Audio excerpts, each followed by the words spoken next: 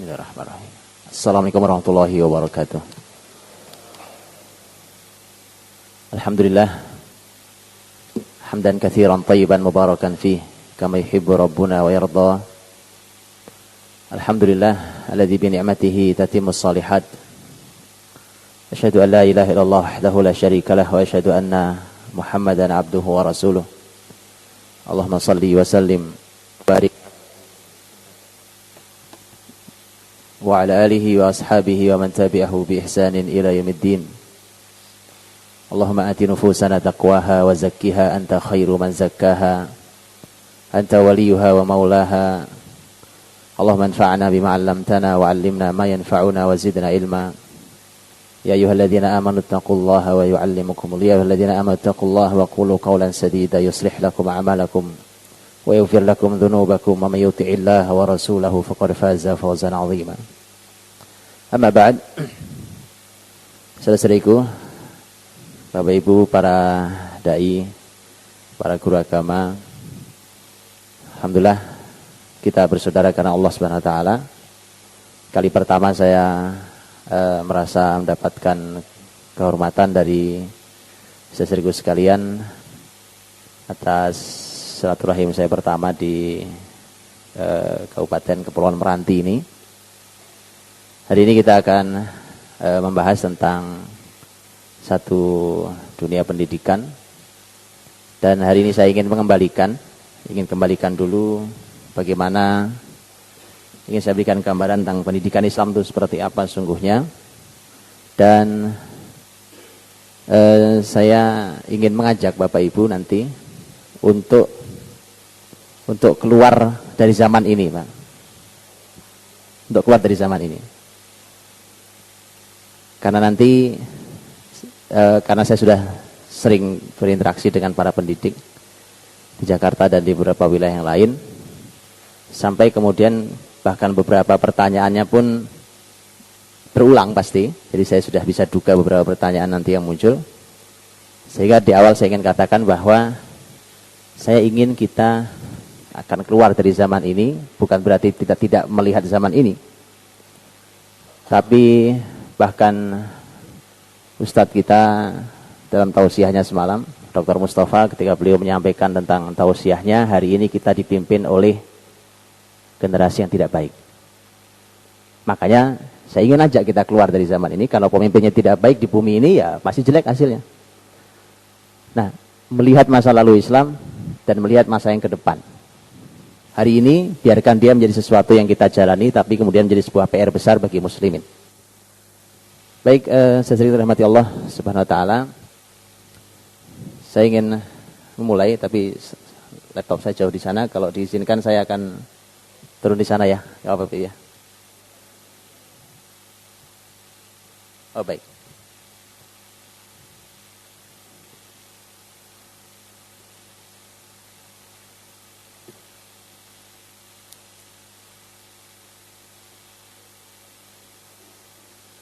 Masalah ya, baik.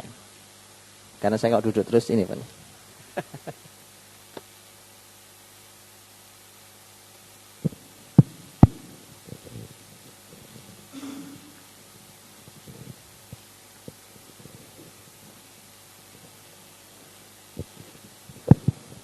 Baik, ini rahasia kenapa mimbar Rasulullah SAW itu tidak begini modelnya, Pak.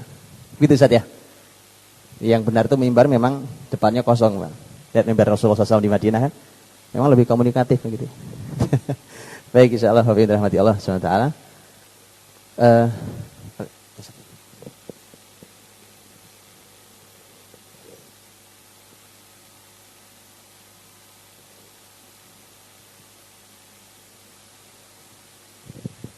Sekilas ya, ini sekilas dulu karena supaya kita bangun dulu, Pak. Karena nanti kalau saya sampaikan langsung gitu, umpamanya gini, hafal Quran 30 juz, biasa Pak. Kita ingin lihat dulu kalau seorang dokter ingin mengobati pasien, Pak, supaya pasien sadar bahwa dia perlu sembuh, itu kasih tahu sakitnya, Pak. Dengan cara bijak insya Allah gitu ya. Dengan cara bijak. Dia kasih tahu dulu diagnosanya, analisanya, baru nanti diberikan obat yang sesuai dengan penyakitnya. Saya bangun dulu, kita lihat dulu seperti apa sebenarnya keadaan pendidikan kita hari ini. Kita ini sebenarnya siapa guru besarnya, Pak, di dunia pendidikan kita. Sekali lagi saya tidak menyebut itu mau sekolah negeri, mau sekolah agama, di bawah Kemendiknas, di bawah Kementerian Agama, di bawah, saya tidak sebut itu siapapun, bahkan yang dilabeli Islamic School atau International Islamic School, bukan itu. Pembahasan kita bukan label, tetapi kita bicara tentang sebuah konsep. Dimanapun konsep itu dijalankan, nanti kita akan lihat. Jadi siapa sebenarnya guru besar pendidikan kita hari ini, Pak? Kita melihat, Pak. Nanti konsep-konsepnya kita akan, kalau Bapak Ibu guru dan para pendidik nanti kita akan bisa koreksi gitu. Ini konsep ini Islami atau enggak sebenarnya? Jujur saja, kalau tidak Islami ya sudah. Kenapa tidak kita? Kenapa sih kita pegangin sesuatu yang tidak Islami gitu kan? Baik. Ini saya tidak bahas biografinya, biarkan dia begitu saja. Saya nggak bahas biografinya. Perlu diketahui ini, nama-nama mereka ini nanti dimunculkan di semua lembaga, di sebuah kampus-kampus pendidikan. Pokoknya kalau ada universitas yang fokus di jurusan pendidikan, nama-namanya akan dilewati semua, Pak. Dilewati semua. Setelah itu konsepnya akan diajarkan dengan semua turunan konsepnya. Saya kasih contoh, pokoknya ini sekilas saja, cepat saja. Ini Pavlov itu adalah orang yang di dunia psikologi banyak disebut-sebut dunia pendidikan. Izinkan di awal saya menyampaikan ini, saya sekedar menyampaikan. Ada satu kaset ceramahnya Syekh Muhammad Qutub. Syekh Muhammad Qutub itu ahli pendidikan Islam. Beliau menyampaikan satu kalimat yang mengejutkan. Saya mendengarkan juga mengejutkan, tapi itu beliau buktikan dan beliau banyak sekali karya pendidikannya. Beliau mengatakan, ilmu yang paling besar dimasuki oleh konsep Yahudi ada dua ilmu. Satu ilmu pendidikan, dua ilmu psikologi. Ini dua ilmu yang banyak dimasuki oleh konsep Yahudi. Ini kalimat Syekh Muhammad Qutub rahimahullah. Nah, ternyata nanti kita akan lihat. Itu kalimat kan harus dibuktikan. Ini Pavlov ini punya konsep penelitiannya terhadap anjing, Pak. Ini konsep besar disebut sebagai konsep stimulus. Stimulus dia gitu. Jadi kalau dia penelitiannya pada anjing. Itu anjing, maaf nih, binatang najis ini ketika dia di kandang begitu dikasih lampu merah, lampu itu. Kalau lampunya nyala, anjing itu keluar gitu, dikasih makan gitu. Terus begitu, asal lampu nyala ada makanan, anjing keluar makan. Terus begitu, suatu saat lampu nyala, makanannya nggak ada. Dia tetap keluar dengan tetap air liur yang juga banyak dan siap makan. Kemudian muncullah konsep-konsep stimulus. Begitulah juga dalam mendidik anak-anak segala macam, didik generasi ini dengan konsep stimulus. Jadi distimulus, pokoknya didorong gitu ya, di-trigger dan segala macam istilah-istilah ini. Untuk supaya dia mau berjalan sendiri, didorong dengan cara itu. Saya cuma catatan begini, Pak. Ini catatan saja. Kenapa ya gitu? Kita ini mau itu diajak untuk mendidik generasi disamakan dengan anjing, Pak. Ini anak kita bukan anjing, Pak. Betul ya? Subhanallah, jauh nih generasi mulia sekali. Kenapa mereka meneliti pakai binatang dalam dunia pendidikan? Karena tidak ada acuan ya, Pak.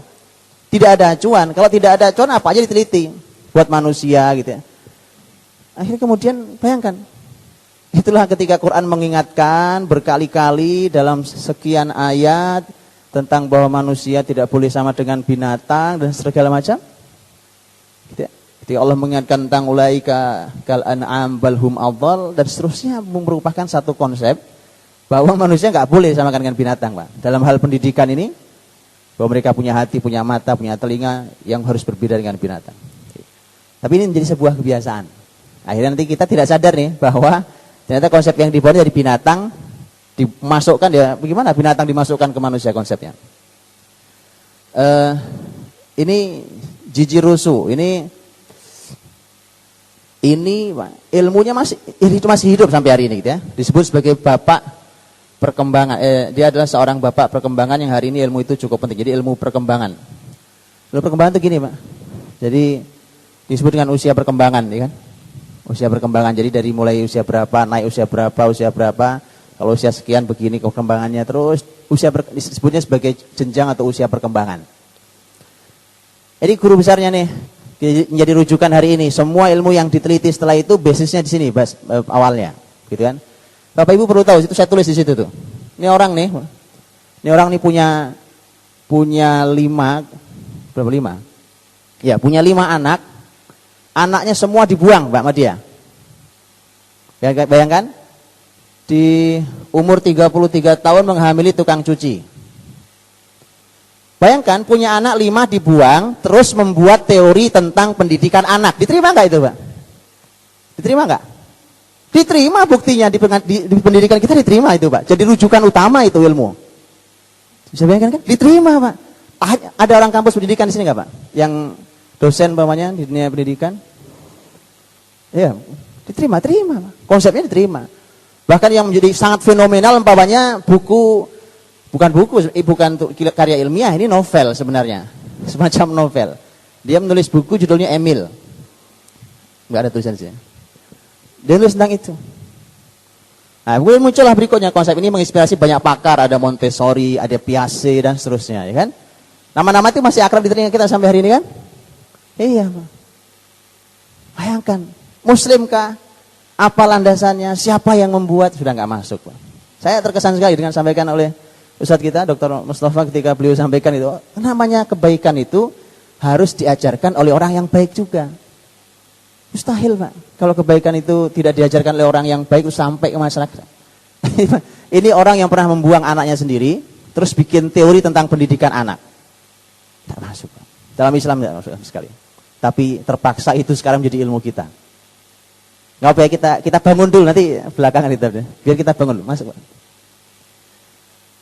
SD, sekolah dasar, ini pendirinya, Pak, Pestalozzi. Ya, ketika lihat bawahnya, dia buat penelitian segala macam, kemudian di tempat ini ya mengembangkan idenya, integrasi dari kehidupan rumah, vokasional, pendidikan untuk membaca, menulis. Terus Pestalozzi itu orang yang tidak suka dengan hafalan. Baik, di mana ada SD, sekolah dasar, yang target hafalan Qur'annya 30 juz. Ini SD biasa, Pak, bukan pesantren. Saya nggak bicara pesantren, karena ini SD. Gak usah 30 juz, Pak, separuh, 15 juz. Gak usah 15 juz. Berapa Ustaz? 10 juz. Enggak, kebanyakan Pak, 5 juz. Gak usah 5 juz, Pak. Kebanyakan juga 5 juz nih. Kenapa? Pendiri awalnya tidak suka dengan hafalan. Ini bukan Muslim, Pak. Bukan Muslim. Tidak ada anjuran untuk menghafal Injil. Kalau Quran jelas.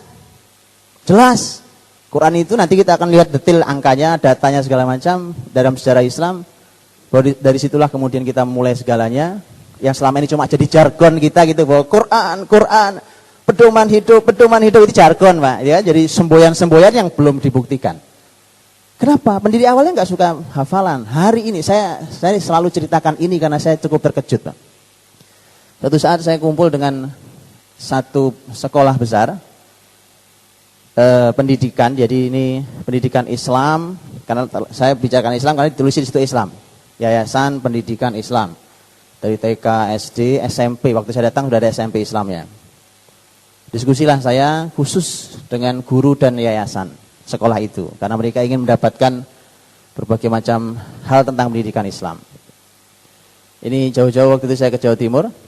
Kemudian ada pertanyaan yang unik dari salah seorang gurunya. Begitu saya selesai menyampaikan, inilah konsep pendidikan Islam secara singkat. Kemudian ada yang menyampaikan, ada seorang guru perempuan angkat tangan nanya, Pak. Saya mau tanya, Ustaz. Saya bilang silakan, Bu. Begini, Pak. Bagaimana, Pak ya? Sebentar, Pak. Begini, Pak. Nggak keluar tuh pertanyaan, Pak. Nggak keluar. Saya bilang, Ibu silakan. Iya, gini, Pak. Gimana ya? Saya gimana bilangnya, Pak ya? Nggak keluar pertanyaan, Pak. Iya betul nih. Temannya di sampingnya perempuan, Pak boleh saya bantu? Silakan, Ibu tahu memang pertanyaannya. Iya tahu, tadi si diskusi sebelum bertanya ini. Oke silakan, Bu. Ini yang sampingnya alhamdulillah bisa membantu. Nampaknya berat di hati ibu itu. Berat sekali, saya bisa rasakan itu. Nah, temannya bantu. Pak, menurut konsultan pendidikan kami di sini, menghafal itu tidak ramah otak. Menghafal itu tidak ramah otak, apalagi buat anak-anak usia awal, TK, SD kelas 1. Ada yang pernah dengar konsep ini kan? Betul ya? Ini sayangnya tidak pernah dianalisa, Pak. Nggak pernah kita cek dulu betul nggak secara Islam dari mana sumbernya konsep ini, segala macam tuh. Ini sumbernya nih orangnya. Ya kan? Memang pendiri awalnya nggak suka dengan hafalan. Nanti kita buka, Pak, bagaimana menghafal itu merupakan konsep awal dalam pendidikan Islam. Menghafal itu sebelum menganalisa. Makanya perhatikan hari ini ketika generasi kita, Pak, nggak ada yang ilmunya, nggak ada di otaknya sini. Gitu, nggak ada di hatinya kalau ilmunya, kata kalimat Imam Syafi'i, gitu, nggak ada dalam hatinya ilmu itu. Ini ilmunya ada di laptop, di buku, di berbagai macam itu kan, di handphone segala macam. Gitu, begitu hilang handphonenya, hilang ilmunya juga, ya kan, dan seterusnya gitu. Sampai kemudian yang terjadi kemudian dia mencoba menganalisa ilmu, analisa. Apa yang mau Anda analisa?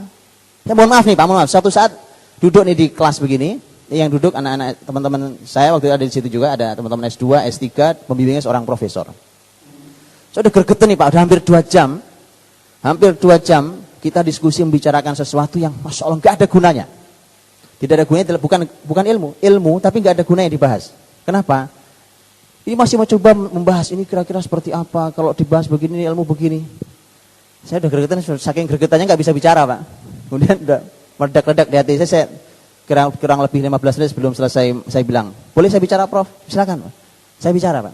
Saya bilang, maaf nih, hampir 2 jam kita duduk di sini, yang kita bahas hari ini, yang kita perdebatkan hampir 2 jam di sini, sudah selesai dibahas oleh para ulama dulu, baik pertanyaannya, jawabannya, bantahannya lagi, jawabannya lagi, idenya berikutnya, semua selesai. Saya tunjukkan literaturnya kalau Anda mau. Saya begitu Pak, ini mohon maaf, kadang-kadang bahasanya agak tinggi. Kenapa? Karena kadang-kadang kita membuang sesuatu yang tidak ada gunanya, menganalisa sesuatu, di sini nggak ada. Dalam diri kita nggak ada ilmu itu. Itu kita analisa.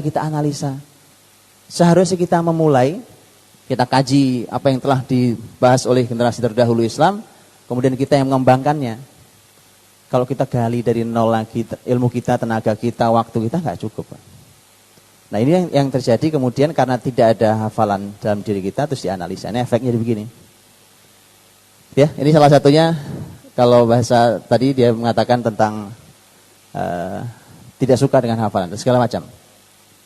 Tahu kindergarten? Ini pendirinya. Biar kita tahu nih siapa guru besar pendidikan Islam sebenarnya hari ini. Islamic Kindergarten. Nggak tahu saya ini gimana cara nyampurnya Ustaz. Gimana cara nyampur madu dengan racun saya nggak ngerti. Siapa yang mau minum? Wala talbisul haqqa bil batil wa taktumul haqqa wa antum ta'lamun. Saya tidak tahu caranya. Saya tidak anti dengan ilmu barat, tidak Pak, tidak sama sekali. Ilmu itu bisa didudukkan, bisa dianalisa. Ada panduannya, Islam punya panduannya. Cuma tadi kita ini mari kita bangun sebuah budaya ilmu sehingga kemudian kita tahu dari mana harus mengambil literatur itu. Ini kan ini ceritanya ini anak nggak keurus nih Pak. Problemnya anak nggak keurus. Bapaknya ahli agama, pendeta, ini hati-hati juga peringatan buat para ustadz dai. Bapaknya itu pendeta, saking sibuknya nggak sempat ngurus anak.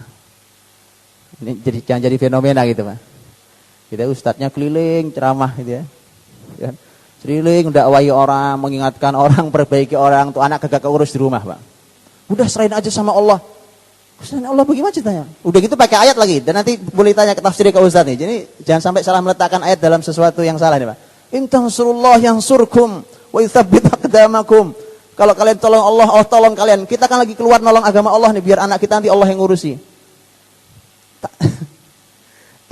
Fenomena itu jangan sampai terjadi. Ini probably orang yang enggak diurus sama orang tuanya gitu ya.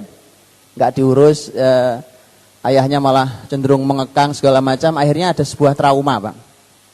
Trauma besar bahwa dia hidup dalam kekangan, bapaknya ketatnya minta ampun segala macam gitu ya. Akhirnya dia mencoba membuat konsep pendidikan, nanti dia hidup bersama pamannya, dia membuat konsep pendidikan yang suasananya selalu begini. Lihat paling bawah tuh, disinilah salah satu yang mengawali konsep bermain sambil belajar dan belajar melalui bermain. Bagus gak? Lu kok ketawa? Ini mulai bingung kita kan. Memang harus bingung Pak di awal. Supaya kita tahu.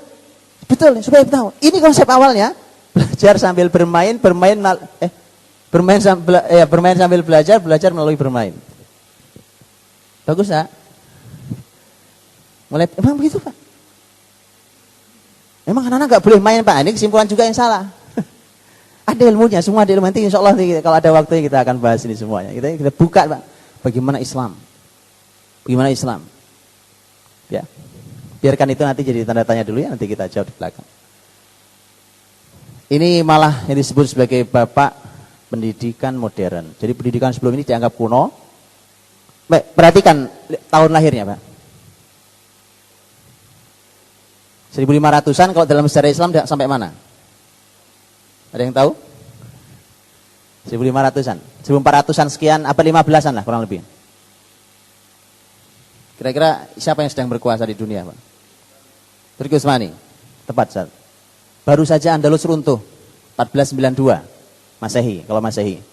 1492 Andalus tutup terakhir kali kota Granada terakhir, itu kota terakhir dimiliki muslimin, tutup dengan disematkan salib besar di atas Istana Al-Hamra. Kita sebut Istana Al-Hamra. Di tangan Ratu Isabella dan suaminya. Ya.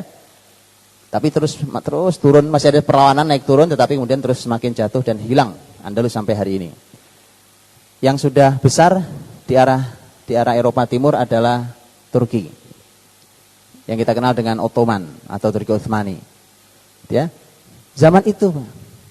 Kapan terakhir Turki Utsmani selesai secara de facto, secara de jure terakhir? Hilang 1924. Ya. 1924. Bayangkan, Pak, 1924. Ini orang tuh lahir baru 1592. Disebut bapak pendidikan modern. Islam masih berkuasa lama itu, Pak. Itu dilempari, cekoi di otak kita, masukin dalam hati kita gitu. Subhanallah. Saat itu, Pak, Indonesia punya peran-peran besar di dalam Kesultanan Turki Utsmani. Silahkan dibaca, sebenarnya ini juga nggak masuk nih di kitab pelajaran sejarahnya. Gitu ya. Apa peran besar Indonesia ketika Islam berkuasa di zaman Ottoman umpamanya? Udah nggak ada yang masuk. Padahal itu luar biasa, Pak. Peran besar Nusantara Indonesia ini sangat luar biasa. Ini yang dianggap sebagai bapak pendidikan modern. Saya tunjuk lihat kurikulumnya sekarang, Pak. Saya mau tanya pendapatnya ya. Lihat kurikulumnya A, B, C itu ya. A, segala sesuatu perlu dipelajari berdasarkan metode ilmiah. A, B, jika tidak paham dengan ilmu berkaitan maka berpikir secara rasional. Jadi kalau metode ilmiah nggak bisa memecahkan, udah dibuat logika saja. Kira-kira logikanya begini, kurang lebih begini. Diteliti belum bisa. Jika tidak ditemui juga, maka manfaatkan ayat. Kalau dia bilangnya ayat Allah karena bukan muslim, ayat Allah dalam Alkitabnya. Ya. Biasanya kalau dibawa ke Islam, tinggal diganti ayat Allah dalam Al-Quran. Baik. Bagus kan? 3 konsep ini bagus, Pak. Ini ada sesuatu nih, Pak, bicara apa ya, Pak, tentang sebuah tema nih. Pakai teliti secara ilmiah. Teliti ilmiah nggak ada, logika, Pak. Kita mainkan logika. Logika tidak juga, udah buka kitab suci. Bagus? Bagus kan? Bagus ya? Mulai takut jawabnya nih. Mulai khawatir jawabnya, Pak. Harus, ini yang saya inginkan, Pak. Orang harus mulai khawatir menerima ilmu bukan dari muslim, Pak. Bayangkan, bagaimana kita lihat surat Al-Hujurat, ini bukan orang kafir, bahkan ayatnya mengatakan fasik. Ya kan? Ya ayyuhalladzina amanu in ja'akum fasiqum binaba'in fatabayyanu. Bayangkan, Pak, fasik itu bisa jadi muslim, tapi fasik itu orang rusak. Itu saja kalau dia membawa sebuah berita harus tabayyun. Ini bukan cuma berita, Pak, ini sebuah ilmu besar. Kita dari orang kafir pula harus hati-hati. Jadi kalau hari ini sudah mulai agak khawatir jawabnya, oke, Pak, gitu ya. Enggak apa-apa. Oke. Tapi saya boleh nanya nih, kira-kira gimana? Kan tidak semua ilmu orang kafir juga salah, Pak. Quran juga menyampaikan itu. Waktu Al-Quran mengisahkan tentang Nabiullah Sulaiman alaihissalam dalam surat An-Naml dengan Ratu Saba itu, ya. Begitu Ratu Saba dapat surat dari Sulaiman, innahu min Sulaiman wa innahu bismillahirrahmanirrahim alla ta'alu alayya wa'tuni muslimin. Itu surat ini surat Sulaiman. Kan itu ratu ngumpulin gini Pak, mengumpulkan staf negaranya ya kan. Begitu dikumpulkan staf negaranya, kan minta pendapat. Ini kira-kira gimana nih? Saya disuruh nyerah ke Sulaiman, gitu kan? Maka dia minta pertimbangan. Akhirnya muncul kalimat, Innal muluka idza dakhalu qaryatan afsaduha wa ja'alu a'izzata ahliha adillah. Para raja itu biasanya kalau masuk sebuah negeri cuma merusak saja dan menjadikan masyarakat yang tadinya mulia jadi hina. Berhenti kalimat di situ. Allah tutup dengan ayat, dengan kalimat wa kadzalika yaf'alun, dan memang begitulah biasanya mereka berbuat. Jadi Allah mengiyakan kalimat Bilqis yang masih kafir. Jadi sebenarnya Pak, tidak semua ilmu orang kafir, salah tidak. Cuma tadi orang beriman punya ilmu. Dia harus tahu betul di mana posisinya, di mana posisi mereka. Tidak semua kita tolak. Quran mengiyakan kalimat Bilqis yang masih kafir. Cuma kembali ke sini Pak. Bagus tidak bagus? Ya? Betul Ustaz?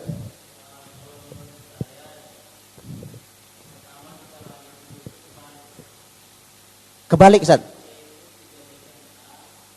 C jadikan A, luar biasa. C jadikan A, maaf, A jadikan B, B jadikan C. Baik.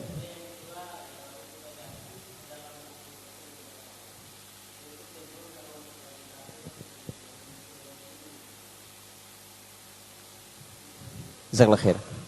Luar biasa. Lihat, lihat bagaimana beberapa waktu ini, hanya beberapa menit kita di awal, kita bisa menghadirkan, mengoreksi sesuatu. Harus dilatih Pak. Jangan kasihan nih Masya Allah Al-Quran kita, Sunnah Rasul SAW cuma jadi sesuatu yang suruhnya tempelin konsepnya orang kafir. Oh ada Pak itu dalam Quran nih ayatnya nih, stempel ya kan. Oh ada Pak dalam hadis nih Nabi pernah begini, stempel. Subhanallah. Quran hadis cuma jadi tukang stempel konsepnya orang kafir. Islam digali, tanyakan pada ahlinya. Tanyakan pada orang yang menguasai ilmu ini. Jangan cuma tukang stempel begitu. Ini ada ilmunya, ada cara memahaminya. Bukan cuma dibaca satu ayat, satu hadis, diterjemahkan semaunya. Tapi ada ilmunya. Gitu. Nah, luar biasa Ustaz. Jazakallahu khair. Ini seperti yang Ustaz sampaikan. Ini luar biasa. Bahwa bayangkan kalau Alkitab itu, ini kalau bahasa mereka ya. Sekarang kalau kita pindahkan ke Islam, bayangkan kalau Al-Quran itu diletakkan di bawah metode ilmiah dan logika.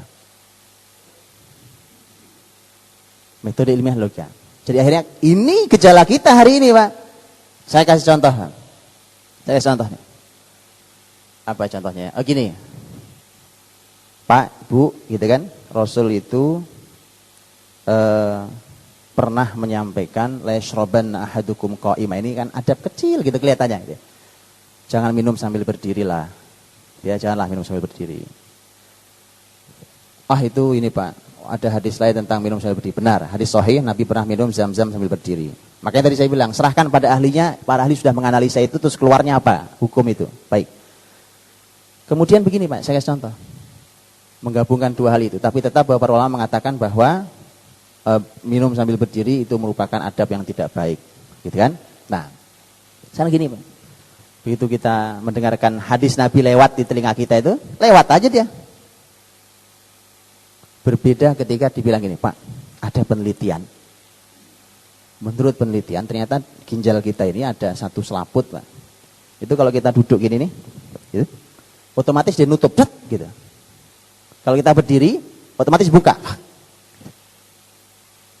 Bayangkan ketika air yang kita minum itu tidak sehat, ada racunnya, ada zat apanya, apalagi begitu Pak. Begitu kita minum sambil duduk, gitu ya. Kita minum sambil duduk tuh, dia menutup tuh, sehingga dia tidak masuk ke dalam ginjal kita. Sehingga ginjal itu sehat. Selesai itu kita berdiri lagi. Oh gitu ya Pak ya, luar biasa itu. Besok kalau gitu, mulai besok saya minum sambil duduk Pak. Kenapa harus nunggu penelitian Pak gitu loh ya? Kenapa harus nunggu konsep ini datang kalau diteliti ilmiah baru saya percaya Allah dan Rasulnya? Kan salah fatal ini Pak. Gara-gara konsep ini. Gara-gara konsep ini. Itu banyak silakan. Banyak itu kan. Tak tahajud, Pak. Wa minal laili fatahajjad bihi nafilatan laka asa yab'atsaka rabbuka maqaman mahmuda. Ya ayyuhal muzammil qumil laila illa qalilan nisfahu aw inqus minhu qalilan, seterusnya. Ayat dibaca tentang qiyamul lail, Pak. Bacakan ayat hadis tentang qiyamul lail luar biasa. Lewat, Pak. Ada buku, Pak, ada penelitian, Pak, di dunia kedokteran. Ini penelitian yang bicara tentang masalah otak saraf kita ini. Wah, cerita tentang itu, Pak. Itu, Pak, kalau kita sujud, apalagi di waktu itu malam hari itu saraf itu bekerja begini, caranya begini. Saat itu saraf mulai bangkit hadir, Pak. Dia baru bangun. Terus dia tumbuh semakin besar. Saat itu sudah dimanfaatkan. Baru kita, besok, Pak, saya qiyamul lail, Pak. Sehat qiyamul lail ternyata, Pak. Kenapa ya? Kenapa terpola ini, Pak?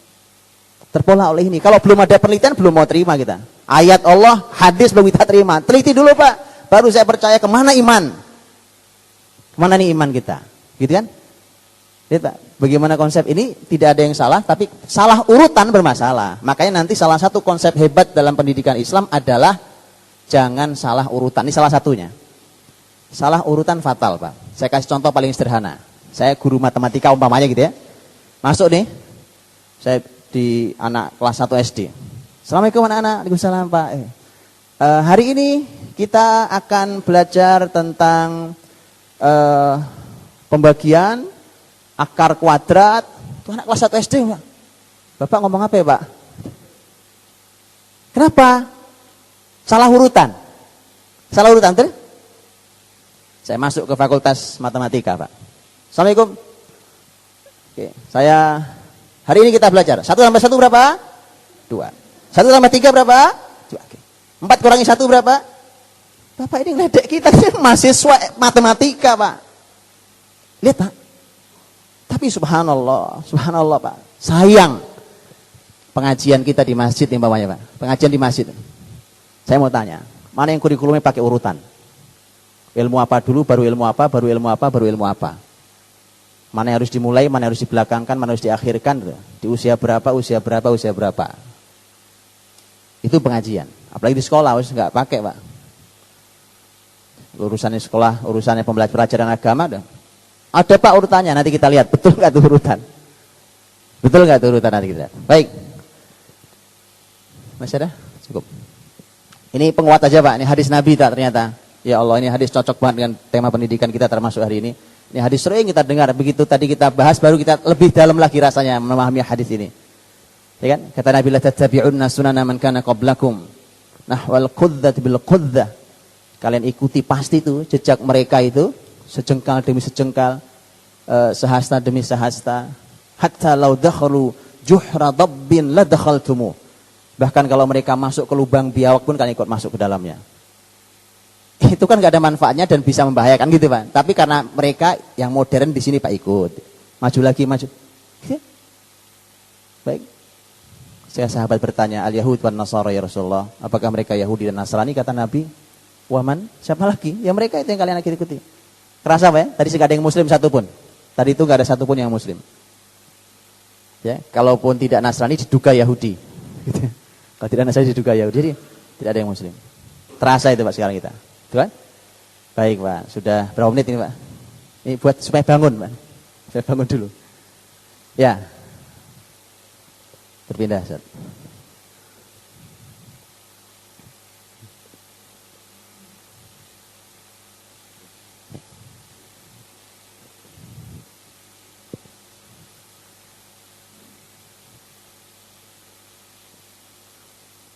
Baik. Kita bicara Islam. Kita bicara tentang pendidikan Islam. Pendidikan Islam, apapun bicara tentang Islam itu panduannya jelas 2, Pak. Quran, Sunnah, jelas panduannya. Setelah itu para ulama akan menjelaskan sampai menghasilkan banyak sekali ilmu. Ya, muncullah berbagai macam ilmu yang disampaikan oleh para ulama kita. Rahimahullah ajmain. Ini ayat dalam surat Al-A'raf 157. Sebelumnya saya mohon maaf, apa yang saya kirimkan itu tidak ada di sini semua. Karena kalau saya menyampaikan apa yang Bapak Ibu baca yang saya sudah kirimkan tentang kitab, ya saya nggak usah datang ke sini kan. Ini semua nggak ada di situ, itu nggak ada di sini. Jadi biar Bapak Ibu dapat 2. Al-A'raf 157. Allah Subhanahu wa taala berfirman, nanti kita urai ayat ini, alladzina yattabi'una ar-rasulan nabiyyal ummiyal ladzi yajidunahu maktuban 'indahum fit Taurati wal Injil ya'muruhum bil ma'ruf wa yanhahum 'anil munkar wa yuhillu lahum at-thayyibat wa yuharrimu 'alaihimul khaba'ith wa yad'u 'anhum israhum wal aghlal allati kanat 'alaihim falladzina amanu bihi wa 'azzaruhu wa nasaruhu wattaba'un nural ladzi unzila ma'ahu ulaika humul muflihun. Ayat ini kita akan urai, Pak. Ini bicara tentang bagaimana kalau kita mengikuti Rasulullah Muhammad SAW, termasuk dalam pembahasan pendidikan kita. Kita lihat, ini muncul pertama, karena tadi orang-orang yang mengikuti Ar-Rasul An-Nabi Al-Ummi, Rasul Nabi yang ummi. Kita tahu arti ummi adalah buta huruf, tidak bisa baca Al-Quran, tidak bisa baca tulis, maaf. Alladzi yajidunahu maktuban 'indahum fit Taurati wal Injil, yang mereka menjumpai nama Nabi itu tertulis dalam Taurat dan Injil. Jadi jelas, Pak. Sampai hari ini bahkan Nabi Muhammad SAW itu tidak bisa dihapus bahkan dari Injil yang diakui resmi oleh gereja hari ini. Mereka tidak bisa menghapusnya itu. Ya. Nah, seperti apa mereka generasi yang mengikuti itu? Mereka seperti apa? Pertama, ya'muruhum bil ma'ruf, menyuruh kebaikan. Ini juga sudah dibahas oleh Ustaz Dr. Mustafa. Yanhahum 'anil munkar, mencegah kemungkaran. Terus wa yuhillu lahumut thayyibat, menghalalkan yang baik. Wa yuharrimu 'alaihimul khaba'ith, mengharamkan yang buruk. Wa yad'u 'anhum israhum wal aghlal allati kanat 'alaihim, membebaskan beban dan belenggu. Ya, wa taba'un nur, mengikuti cahaya. Ulaika humul muflihun, mereka lah orang-orang yang al-falah yang dijelaskan juga semalam. Baik, Bapak Ibu rahmati Allah, untuk dunia pendidikan ini kan mengikuti Rasul Muhammad SAW itu kan berarti dalam semua hal, termasuk dunia pendidikan. Maka silahkan berpikir berbalik sekarang. Silahkan berpikir berbalik. Kalau konsep pendidikan Rasulullah Muhammad SAW tidak diikuti, yang terjadi akan terbalik semuanya. Kan begitu. Justru kedatangan Nabi Muhammad itu kan untuk mencerahkan bumi saat itu sedang jahiliyah, gelap, kezaliman, kejahatan, kerusakan, berbagai macam kehancuran sistem dan segala macam. Datang Rasulullah Muhammad SAW. Gitu kan? Nah, maka ini akan terbalik, Pak. Semua akan terbalik. Ketika sistem pendidikan itu tidak mengikuti Rasulullah Muhammad SAW, yang terjadi bukan kebaikan yang mereka suruh, mereka saling menasihati untuk berbuat kemungkaran. Begitu ada kemungkaran terjadi, mereka rame-rame itu, saling mendukung segala macam, kan?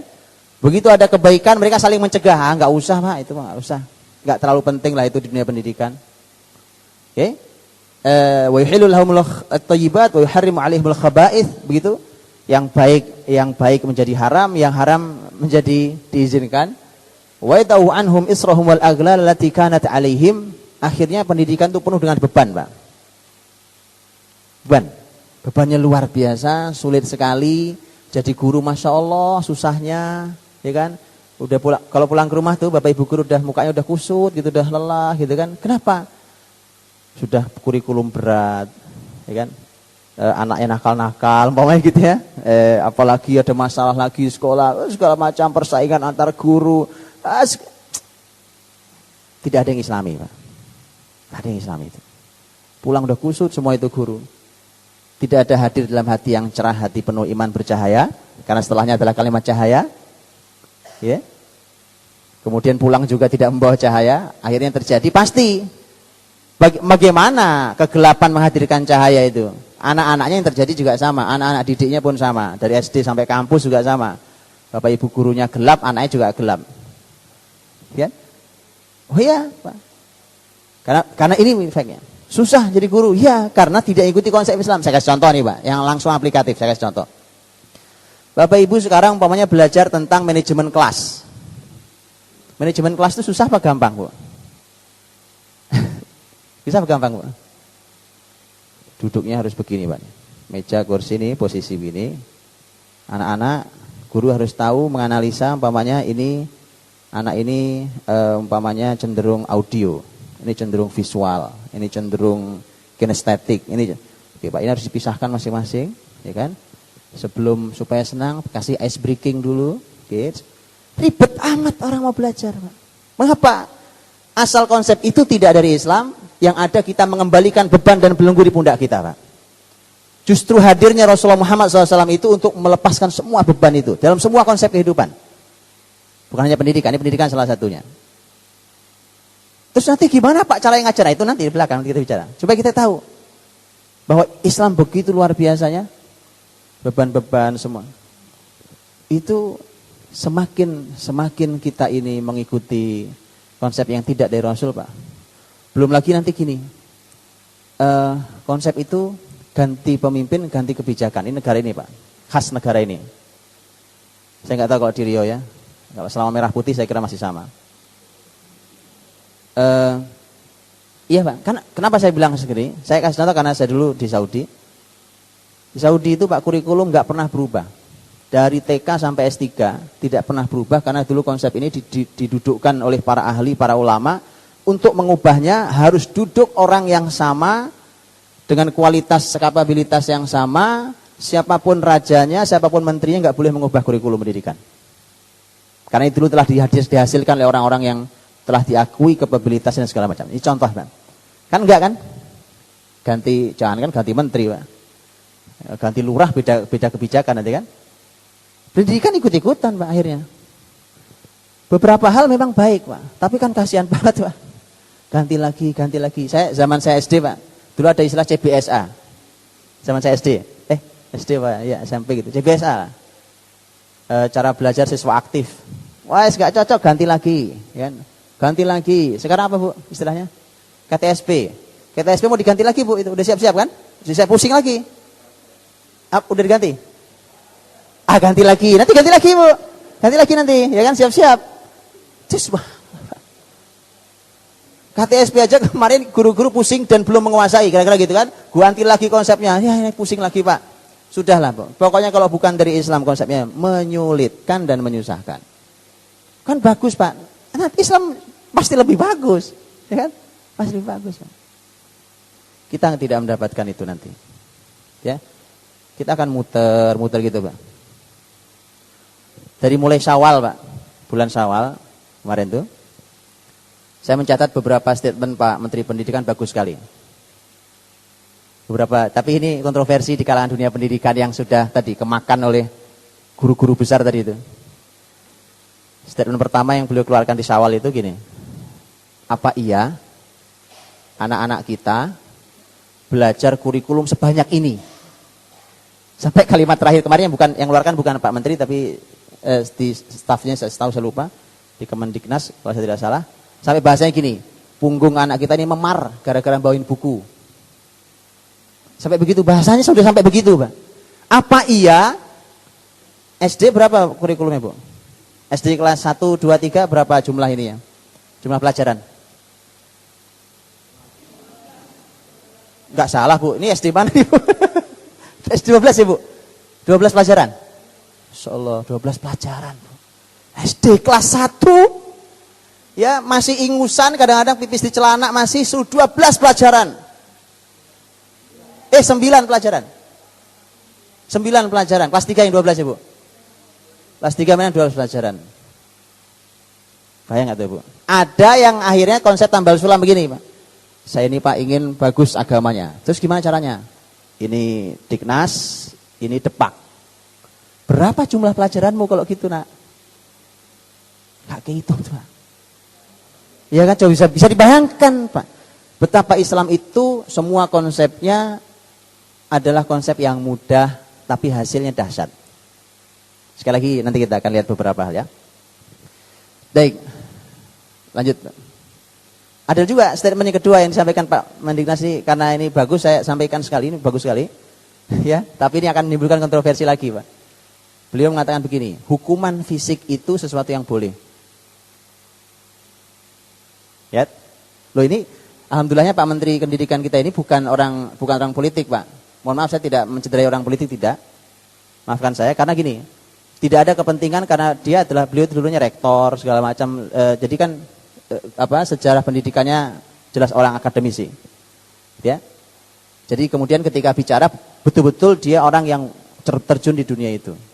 Jadi dia tahu persis sampai peliknya masalah. Jadi sampai beliau bilang gitu, betul ada aturannya, betul tidak boleh sembarangan, ya betul bahwa ini harus menjadi pintu paling terakhir hukuman fisik itu. Tapi itu boleh dalam dunia pendidikan. Boleh, makanya para orang tua jangan dikit-dikit lapor Komnas, dikit-dikit lapor Komnas. Itu kalimat beliau, silakan dibuka di beritanya. Dikit-dikit lapor Komnas, dikit-dikit lapor. Ya kan? Nah, jadi itu nanti juga ada. Islam juga punya pembahasan. Kenapa saya bilang bagus? Karena memang Islam punya konsep itu. Ya.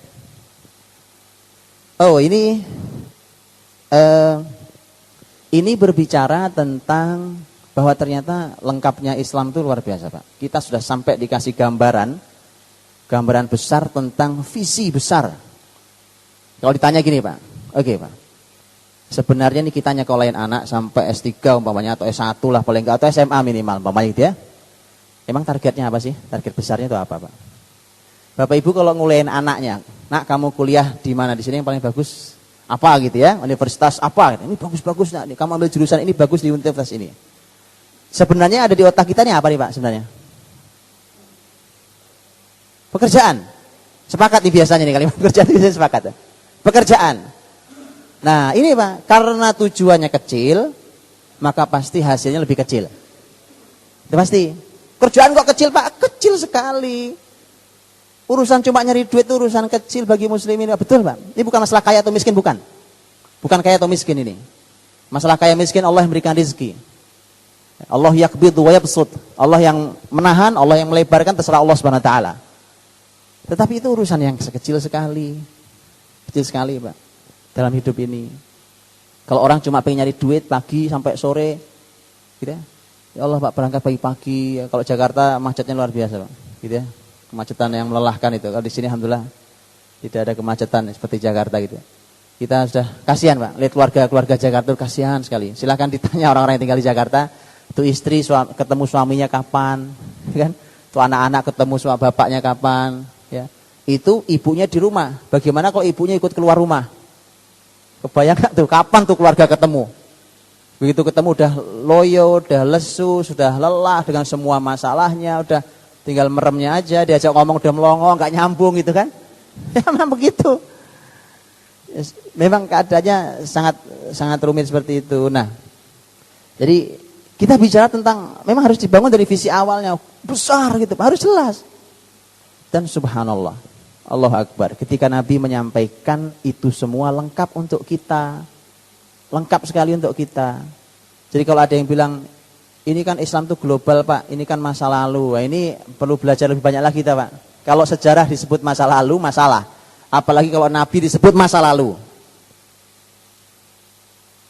Ya, ini kan zaman dulu Pak, waktu kendaraan masih kakinya 4, onta, kuda. Sekarang kan kendaraan roda 4. Wah ini zamannya sudah berbeda. Lihat kalimat zaman berbeda itu hati-hati Pak. Zaman sudah berbeda, hati-hati kalimat itu. Kalau Bapak Ibu belajar sejarah, Bapak Ibu akan menjumpai kalimat-kalimat para ulama itu. Tidak ada yang baru yang ada di bawah terik matahari ini. Mataharinya kan sama Pak ya? Sama ya? Zaman Rasulullah Muhammad kan juga itu mataharinya.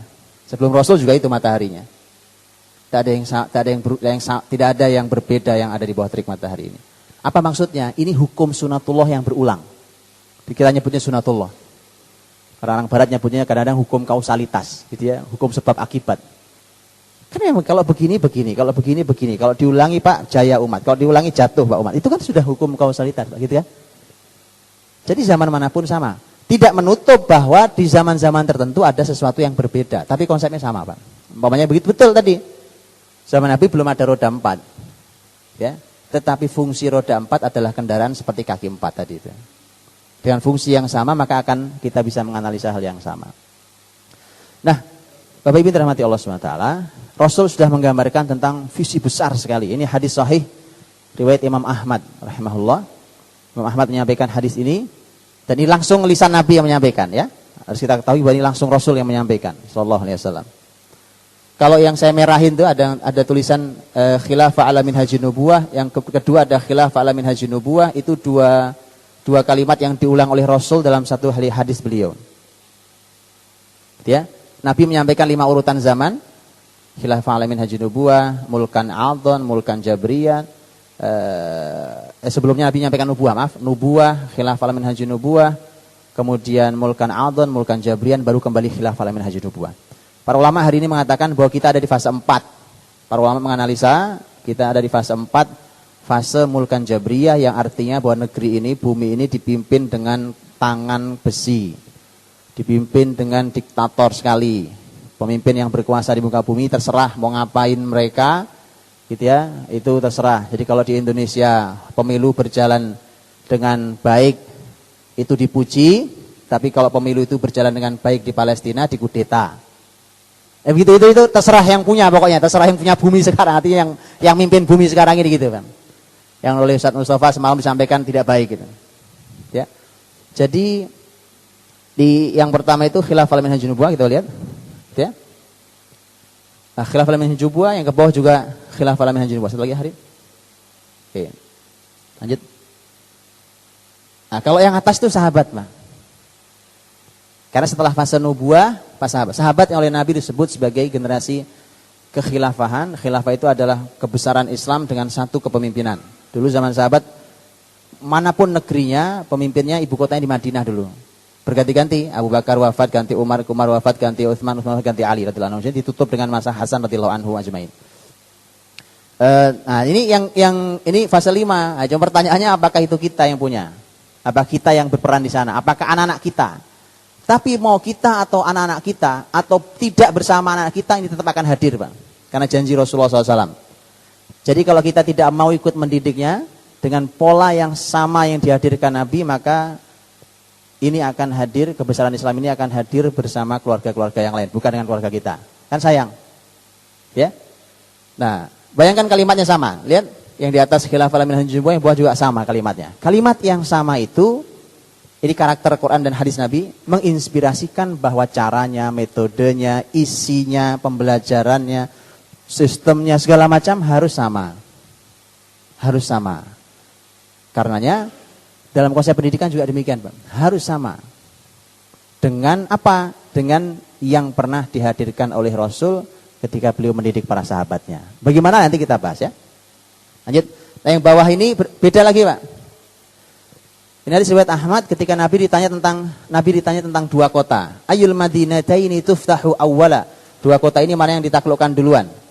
Konstantiniyah atau Rumiyah, Konstantinopel atau Roma. Ya.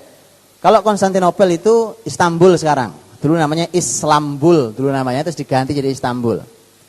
Dulu aslinya Konstantinopel, ibu kota dari Kristen Ortodoks Bizantium, ini adalah Romawi bagian timur. Konstantinopel itu berarti sudah selesai ditaklukkannya. Nabi menyampaikannya waktu Nabi masih hidup tentu, tapi itu baru bisa ditaklukkan oleh generasi hebat sekali di masa Muhammad Al-Fatih, tahun 857 atau tahun 1453 Masehi. 857 Hijriah atau 1453 Masehi. Nah, itu Konstantinopel. Tetapi sampai hari ini Roma belum masuk Islam, Pak. Betul ya? Nah, itu. Apakah itu adalah kita? Begitu, Pak. Jadi sekarang jelas nih, Pak. Kalau yang di atas itu adalah bahwa bumi ini harus kembali ke tangan muslimin. Semua sistemnya. Yang pendidikan, yang politik, yang ekonomi, yang sosial, yang segala macam, seni, segala macam, semua harus kembali ke Islam. Berarti kebayangkan oleh kita, generasi kayak apa, Pak? Kalau kita ikuti buntut konsepnya tadi itu, konsep Pestalozzi, konsepnya Rousseau, yang ikuti buntut mereka masuk lubang biawak, kita ikut. Mereka masuk jurang, kita ikut masuk jurang. Itu kesalahan kita kalau gitu. Malah gini loh, Bapak Ibu, dirahmati Allah SWT. Makin hari mereka makin tidak puas dengan pendidikan mereka. Kemudian mereka terus melakukan penelitian. Sekali lagi bahwa kitab suci mereka penelitian. Kalau kita ikut-ikutan bahwa penelitian di atas Quran, memang kitab suci kita sudah ganti. Dari Quran ke penelitian. Buktinya Quran ditaruh di nomor 3 tadi, Ustaz ya. Itu kitab sucinya penelitian, metode ilmiah istilahnya, ya. Nah, itu ketika mereka tidak puas, lama-lama kok pendidikan begini hasilnya, mereka sendiri nggak puas. Maka mereka terus teliti. Nah, makin hari silakan diikuti perkembangannya. Penelitian tentang pendidikan itu makin hari makin mendekat ke Islam. Saya kasih contoh, Pak. Ada yang sudah dipublish tentang sebuah penelitian. Kalau anak-anak itu pertama sudah dewasa, Pak, sudah balik ya. Dewasa itu bahasanya nggak pas. Sudah balik. Dewasa itu bayangan kita umurnya 20, 17, 18 itu ya. Padahal balik itu dari umur berapa sekarang anak kita, Pak? Ya. Oke, anak sudah balik, Pak. Kalau sudah balik, dia sudah mulai suka ketertarikan dengan lawan jenis segala macam itu. Kalau sudah balik, mereka sudah harus sangat mengerti tentang konsep pemisahan laki dan perempuan, gitu kan? Itu jelas dalam Islam konsepnya, kita tahu. Maka di dunia pendidikan juga kelas laki perempuan mulai dipisah. Betul ya? Mulai dipisah. Gara-gara penelitian kitab suci kita, penelitian mengatakan bahwa laki perempuan dicampur satu gelas itu sangat baik untuk menghadirkan sisi persaingan antar laki perempuan yang berbeda karakternya, macam-macam lah kalimat penelitian itu, Pak. Ini hasil penelitian di sekian kampus, di Harvard University, di ini sekian, di Michigan University. Oh bagus, Pak, modern, ikut kita. Ikut nih, masuk, oke. Sekarang kita campur kelas kita nih, jadi campur lagi perempuan, enggak, Pak. Mereka neliti lagi, Pak. Ini penelitian terbaru. Sebenarnya bukan baru banget, bukan. Tapi penelitian masih belum lama. Hasilnya adalah ternyata banyak sekali efek buruk laki perempuan dicampur di kelas. Mereka mulai pisah lagi. Pisah deh laki perempuan. Loh, Pak, kita ini muslim, Pak. Muter-muter ngikuti buntut mereka gitu ya. Kalau kita bertahan di sini, mereka balik ke kita, Pak. Karena tidak ada sistem di muka bumi ini yang lebih indah dari Islam, kan nggak ada. Nggak ada lebih hebat dari Islam, nggak ada. Anda boleh muter-muter, nggak suka Islam, ujungnya kalau Anda cari Islam, Anda akan puas di sini. Itu. Mereka akhirnya misah kelas. Nah, kita belum misah kelas kan? Belum. Penelitiannya belum nyampe Indonesia, ya kan gitu. Jadi nunggu kitab suci datang dulu masalahnya, Pak. Itu masalah kita. Susah dikasih tahu ayat hadis itu susah gitu. Tapi kalau dikasih penelitian, oh ini, Pak. Ini nggak boleh dibantah itu, nggak boleh dibantah. Baik. Nah, jadi Bapak Ibu, jadi jangan ikuti buntut mereka kalau mau hadir di sini. Jangan ikuti, nanti dalam konsep ini seperti apa gitu ya. Baik, coba kita lanjutkan. Ini penguat, Pak. Tadi saya bilang Islam itu konsepnya Quran, hadis, penjelasan ulama kita, ya kan? Saya cuplik satu-satu, ayatnya satu, hadisnya satu, penjelasan ulama satu. Ini kalimat Imam Malik rahimahullah, lan tasluh hadhil ummah illa bima saluha bihi awaluha. Umat ini tidak akan pernah bisa baik sebelum diperbaiki dengan cara generasi awal dulu diperbaiki. Itu kalimat orang hebat, Pak. Imam Malik rahimahullah. Kalau kita kenal Imam Syafi'i rahimahullah, itu salah satu muridnya Imam Malik. Bisa dibayangkan tuh guru kayak apa hebatnya. Ada guru melahirkan orang yang pinternya sama kayak gurunya, bahkan dalam beberapa wilayah lebih pintar dari gurunya, kan hebat, Pak. Hebat banget tuh majelis, ya kan? Ilmu kampus itu hebat banget itu pasti. Kalau sekarang murid nggak boleh lebih pintar dari gurunya. Nah, itu muskilah tuh, ya, masalah sekali. Guru nggak boleh tuh, muridnya bantah, kamu bantah aja lagi, kamu tahu apa sih? Nggak benar, Pak. Guru itu harus mendorong mereka untuk lebih hebat dari saya. Ayo nak, kau lebih hebat dari saya. Aku tuh bisa begini, ini gurumu nih bisa begini gitu ya. Bisa begini, ini kan belajarnya baru. Bapak ibu guru juga baru ngerti. Belajarnya udah tua baru belajar. Kamu kan masih muda, masih kecil, masih usia remaja, dewasa. Umurmu masih luar biasa. Ayo dimulai gitu, harus lebih pintar. Ini kalimat orang hebat, Imam Malik rahimahullah. Imam Malik mengatakan tuh, umat ini tidak akan pernah baik, Pak, sebelum diperbaiki dengan cara generasi awal dulu diperbaiki. Silahkan cari konsepnya. Mengatasi narkoba. Ini masalah generasi kan? Silahkan cari, Pak, konsep lain. Tidak akan pernah bisa diperbaiki kecuali ketika mereka bertanya pada Allah dan Rasulnya gimana mengatasi itu di generasi muda kita. Ada, Pak? Ada. Quran bicara, hadis bicara, Pak. Kalau kita melihat itu, Pak, ayat ya ayyuhalladzina amanu innamal khamru wal maisiru wal ansabu wal azlamu rijsum min amali syaitan fajtanibu. Wahai orang beriman, sesungguhnya khamr itu kan memabukkan. Khamr, judi, perjudian, al-maisir, kemudian berhala, kemudian mengundi nasib, semuanya kotor, najis semuanya, kotor dalam arti kotor secara perbuatan, kotor jauhilah. Ya. Itu begitu ayat dibacakan, sahabat tuh ada yang lagi duduk ngumpul gini mau minum khamar. Bahkan diriwayatkan itu bibir gelas itu sudah nempel di bibir kita. Tinggal dituang itu khamarnya, karena waktu itu belum ada pengharaman secara total seperti ini. Gak jadi Pak, dibacain ayat dibanting tuh, dibuang. Sekarang tanyakan Pak, di mana ada konsep yang bisa begitu? Anak-anak udah udah siap nyuntik, gitu ya? Dibacain ayat, berhenti nggak nyuntiknya Pak? Ngomong apa sih be? Soalnya nggak ngerti, ini anak muda. Gitu. Maka harus nanya, gimana tuh Nabi caranya menghadirkan generasi yang tadinya senang mabuk, orang Arab senang mabuk Pak, Bu. Makanya ketika itu ayat turun, sahabat menyebutkan Madinah banjir dengan khamar. Jadi mereka ke masjid itu kakinya inian khamar Bu, bukan genangan khamar gini ke masjid. Betul kan? Saya bisa bayangkan generasi kayak gitu, hasilnya kayak gimana caranya. Nah, makanya kalau tidak cara Nabi tidak bisa. Baik. Lanjut.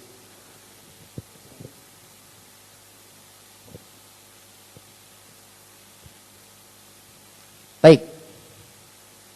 Kita lihat dulu ini biar kita berpikirnya runtut. 15 sampai 20 tahun ya. Jadi kita mikir dari jauh dulu. Dan ini ukuran dalam Islam.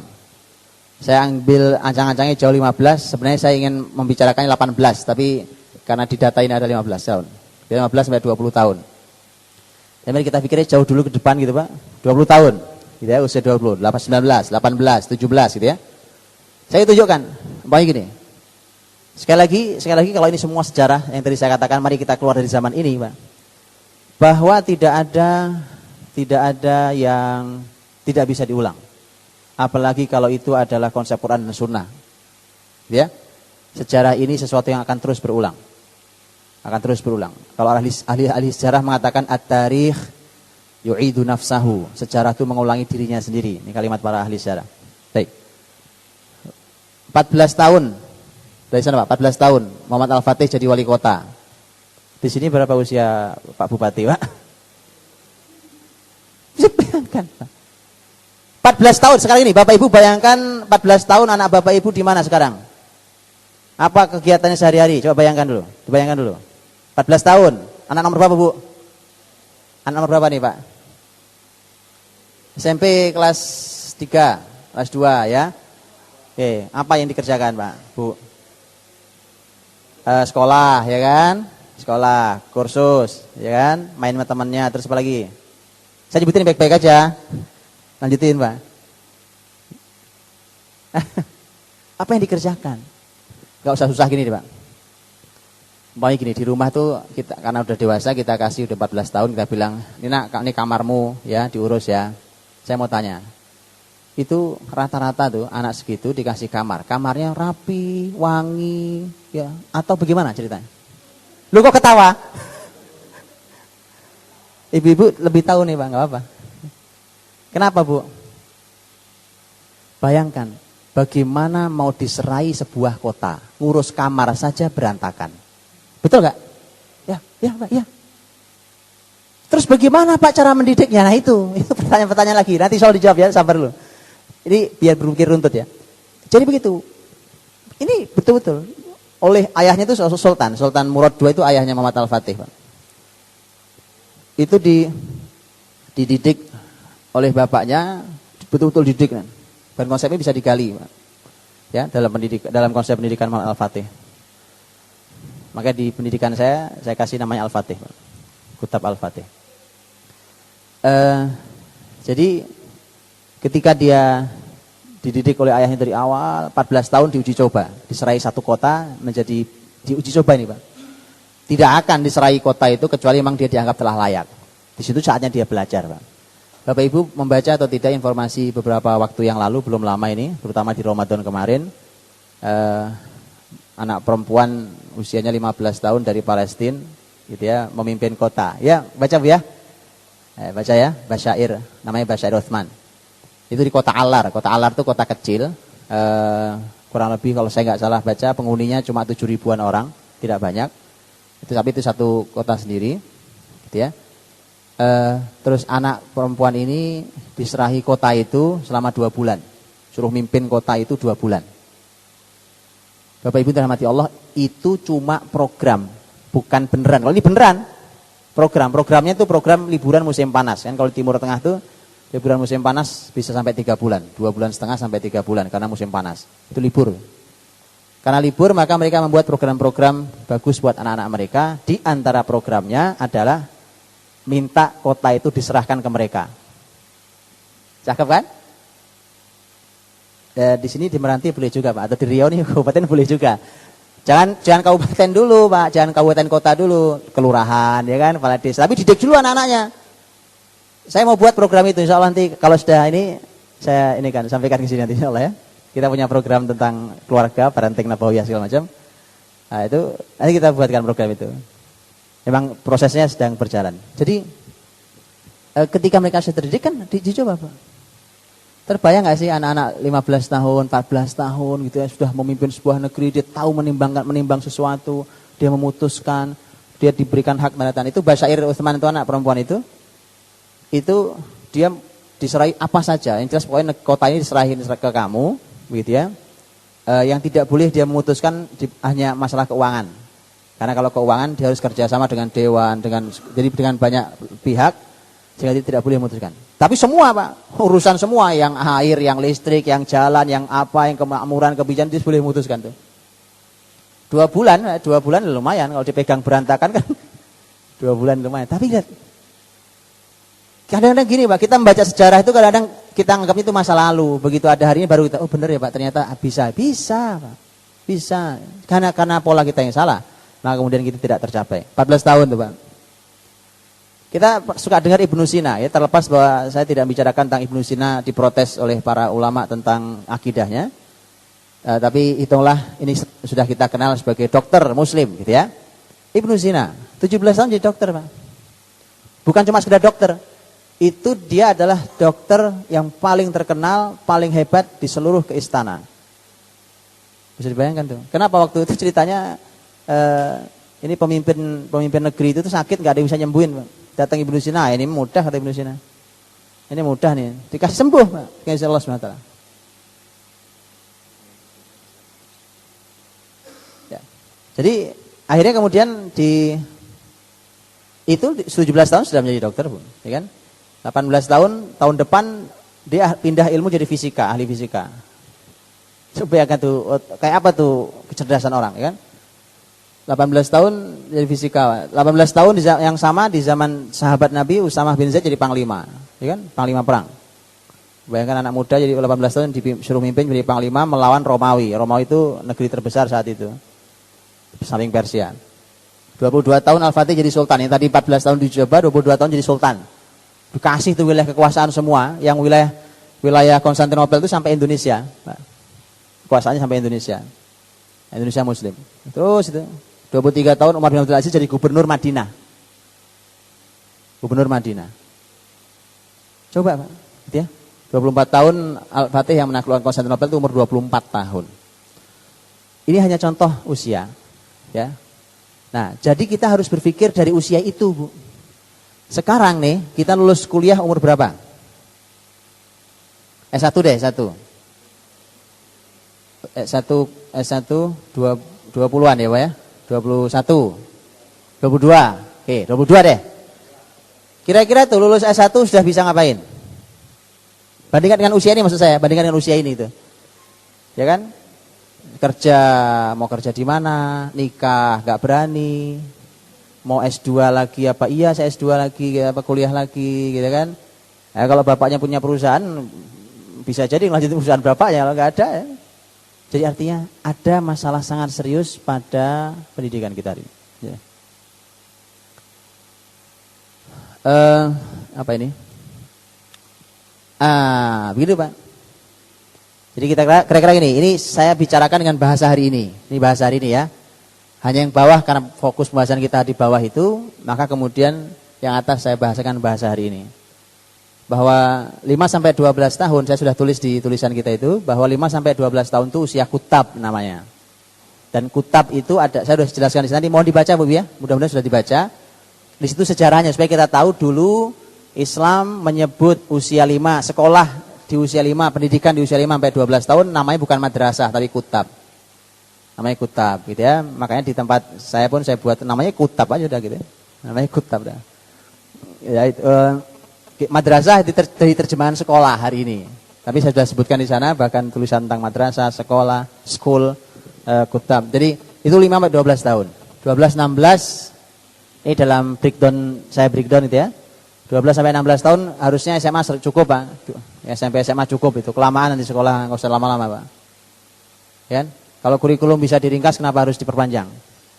Bahkan sekarang di banyak negara sudah banyak modifikasi, Pak. Kita masih kelamaan sekolahnya memang. Betul, masih kelamaan. Ya, kalau kelamaan ilmunya ada enggak apa-apa. Kalau banyak ilmu yang ternyata nanti tidak banyak dia pakai kan sayang juga. Baik ya. 16 jenjang kampus, tapi di sela perjalanan 12 sampai 18 itu harus terbangun banyak hal. Maka ujungnya gitu, Pak, 18 atau 20 tahun dia harus menguasai ilmu syariat yang sudah sangat mumpuni di semua ilmu. Di semua ilmu syariat. Mau bicara tentang fikih, usul fikih, hadis, ilmu ulumul hadis, Quran, tafsirnya, segala macam ilmu syariat dia sudah mumpuni di situ. Di saat itulah ilmu umum berbasis syariat juga dia sudah kuasai, bukan cuma ilmu umum saja. Artinya kalau cuma S1 saja sederhana sebenarnya. Gitu ya. Jadi ilmu umum berbasis syariat. Kayak apa tuh maksudnya, Pak? Gitu ya, itu perlu memang digali. Umpamanya begini, Pak. Hari ini Bapak Ibu kalau membaca buku tentang umpamanya sains berbasis Quran, umpamanya gitu ya. Itu udah banyak sekali. Silakan dibaca, kurang lebih suasana itu yang diperlukan hari ini, Pak. Saya kasih contoh nanti saya setel di terakhir mungkin ada beberapa yang bisa jadi inspirasi buat kita. Bagaimana seorang dokter Jamil Al-Qudsi umpamanya, ini dokter spesialis penyakit dalam dari Yordan, dan itu meneliti Quran selama 10 tahun untuk ilmu nutrisi keseimbangan. Hasil penelitian itu ditulis dalam 15.000 halaman dan ini diakui ilmunya oleh dari mulai Amerika sampai Robito Alam Islami. Itu mengakui ilmu beliau. Ya, bahkan itu diminta untuk disampaikan pada muslimin. Dan itu hal-hal ini ketika beliau gundah, saya sebagai dokter spesialis kok nggak bisa ngobati orang. Maksudnya kalau ada orang asma gitu, Pak, disuntik sembuh. Tapi itu menyembuhkan atau cuma menghilangkan sesaat? Menghilangkan sesaat. Enggak usah susah-susah, Pak. Asam urat. Ya, asam urat penyakit kayaknya gampang betul. Tapi itu di kedokteran enggak ada obatnya. Ini contoh ilmu. Itu perlu digali, Pak. Dan beliau menggali. Ini salah satu yang sudah digali. Kan masih banyak tugas yang lain para dokter lain. Begitu juga umpamanya Bapak Ibu bicara tentang apa nih? Ada yang ahli bangunan, Pak. Umpamanya ahli bangunan. Salah satu kalimat Rasul, salah satu tanda akhir zaman adalah kathratuz zalazil, banyak gempa. Jadi harus dibangun rumah tahan gempa, kan gitu. Harus dipikirin gimana caranya, Pak ya. Karena Kobe berantakan juga itu Jepang waktu gempa. Padahal mereka ahli dalam masalah bangunan anti gempa segala macam. Jadi gimana caranya? Pelajari, Pak. Quran digali akan ketemu. Ini teman-teman kita di Jakarta, tim kita sedang banyak meneliti ya, dari ITB segala macam lagi meneliti, di antaranya surat An-Nahl. Ya, An-Nahl tentang rumah lebah, Pak. Karena rumah lebah itu setelah diteliti ternyata sangat kuat dan dia tidak mudah robek, gitu ya, sangat kuat sekali. Pantas kalau Quran menyebut pembuatan rumah lebah itu seperti wahyu. Wa id auha rabbuka ilan nahli anittakhidhi minal jibali buyuta. Dan seterusnya. Allah menggunakan kata auha. Auha itu artinya diwahyukan. Kata wahyu artinya macam-macam, Pak, ya. Tapi ini akar katanya sama dengan kata wahyu. Begitu kuatnya. Padahal bicara tentang pembuatan rumah lebah oleh si lebah itu. Makanya lagi diinspirasikan. Sedang dibuat, rumahnya sedang dibuat, lagi diuji coba terus. Dan seterusnya, Pak. Yang begitu itu yang ditunggu dunia. Udah bingung bumi ini, Bu. Itu lagi ditunggu dunia konsepnya. Nah, itu masih disebut dengan ilmu umum berbasis syariat. Ya. Kemandirian dan kematangan itu begitu. Itu orang tua kan suka khawatir, Pak, kalau anak saya belajar Quran terus ntar punya duit nggak ya, Pak? Gitu ya. Ya gitu, Pak. Itu makanya di situ kemandirian dan kematangan. Matang secara psikologis, matang secara kejiwaan dia matang seterusnya. Ya. Sedikit lagi. Lanjut, ini lanjut ya. Kenapa kutab? Karena silakan dibaca di situ ya. Ini semua tulisan yang tadi itu menjawab satu slide itu, Pak. Jadi mengapa kutab itu menjawab satu slide itu. Saya ingin sampaikan ini, Pak, hadis Nabi SAW. Ini kunci besarnya. Saya kasih kunci besarnya dulu gitu, Pak. Kunci besarnya. Sebelum nanti kita bicara teknis, detail segala macam. Waktu kita nggak ada saya. Rahasia keberhasilan Rasul mendidik sahabat. Ini hadis Ibnu Majah, diriwayatkan oleh Imam Ibnu Majah dalam sunannya, Imam At-Tabrani dalam Al-Jam Kabir dan disahihkan oleh Al-Albani rahimahumullah tajma'in. Ini hadis dari Jundub bin Abdillah Al-Bajali radhiyallahu anhu. Jundub bin Abdillah Al-Bajali mengatakan kalimat ini, dan ternyata yang mengatakan ini bukan cuma Jundub, Pak. Abdullah bin Umar juga mengatakan kalimat ini. Jadi sahabat-sahabat Nabi mengatakan kalimat ini menunjukkan bahwa ini kunci utama pendidikan dalam Islam di awal sekali, dan nanti berikutnya tinggal mengembangkan. Kata Jundub, kunna ma'a nabiyina sallallahu alaihi wasallam fityanan hazawirah. Kita waktu bersama Nabi masih usia muda. Hazawirah itu menurut para ahli bahasa, hazawir itu usia sebelum balik atau menjelang balik. Berarti kan masih berapa umur kita sekarang menjelang balik? Balik berapa sih, Bu, sekarang anak-anak kita? Kalau di sini berapa di Riau? Kan beda-beda nih, antara kota besar, kota kecil beda-beda. Ya kan? Ya. Balik kok 18 atau 12? Balik berapa, Bu? Pak? 12, 13. 12. Ada 15. Ya kan? Nah, sebelum usia itu lihat nih. Fata'allamnal iman qabla an nata'allamal Qur'an. Kami diajari iman sebelum diajari Quran. Fata'allamnal Qur'an fanazdadu bihi imana. Kemudian kami begitu belajar Quran, setelah iman kita belajar Quran, begitu kita belajar Quran bertambah iman kita.